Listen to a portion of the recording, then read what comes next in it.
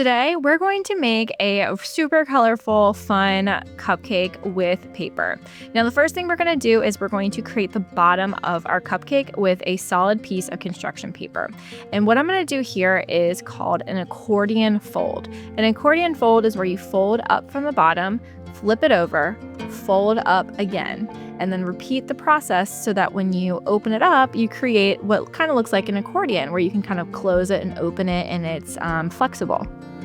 Now, I am so inspired by Wayne Thiebaud today. He's one of my favorite artists, and he makes really colorful paintings of sweet treats, whether it's lollipops, cakes, gumball machines. No matter what he's painting, there's always so many colors that he sees in these scenes, and they're so fun and so delicious looking. So even though we're doing ours a little bit differently, we're thinking about that as we go today. Because it's a cupcake, we want to kind of pinch it closer, smaller on the bottom. And this is going to go on our paper plate that we created with the tie-dye effect with our markers. Now what we're going to do is we're going to take a piece of white paper to create the frosting on top. So I'm going to take a piece of rectangular paper that is about the same length as my cupcake bottom, and I'm going to draw in that frosted shape. We're going to do a curved line on the left side near the edge of the paper. And we're going to do the same thing, but flip it on the other side. So we've got like a backward C shape on the other side. Next, we're going to do another C shape on top of those. And then each time we go up higher, we're going to have it kind of come in towards the center. So you can do this as many times as you want, but remember, you're going to have to cut this out. So don't go too crazy. Once you get to the top, you're going to make a curvy line that goes to a point and then comes back down to the other side. That is the shape of our frosting. You can even check it and make sure it's going to look like the right size. That looks pretty good. Next, what we're going to do is design it. So think about how you would like to design your cupcake top. I think I'm just going to use markers to make some frosted or some sprinkles and maybe little like pieces of candy that are on here. And then I can always add a cherry on top later.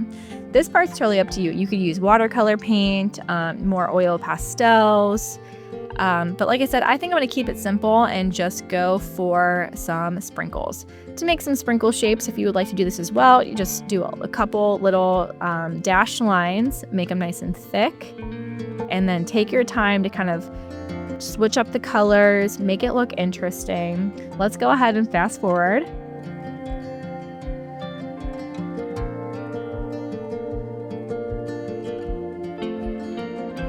Okay, now that I've got my frosting designed in an interesting way, again, this part was totally up to you, however you wanted to do it, as long as you make it interesting. So I filled the entire area with lots of little sprinkles and dots for like little candies that are in my frosting. Now I'm taking my scissors and I'm so carefully cutting it out. So I remember my scissors are like an alligator. I'm opening up the mouth and turning the paper as I go to fit that alligator's mouth into those crevices. Remember, your alligator's mouth should never be pointed towards you to make sure that you are keeping yourself safe from those sharp teeth. All right, recycle your extra, and there is our frosting. Looking good. All right, last but not least, you can just maybe make a circle out of a color like a red one if you want cherry, to make a cherry on the top, and we are going to use our glue to glue all of these pieces together.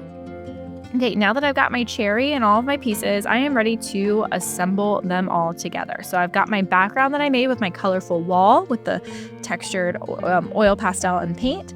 I've got my zentangle table, and I've got my tie-dye plate. So I'm going to put my cupcake on top of that plate, making sure my cupcake is down towards the center of the plate to make it look more realistically like it's sitting on there. And then I have my frosting and my cherry.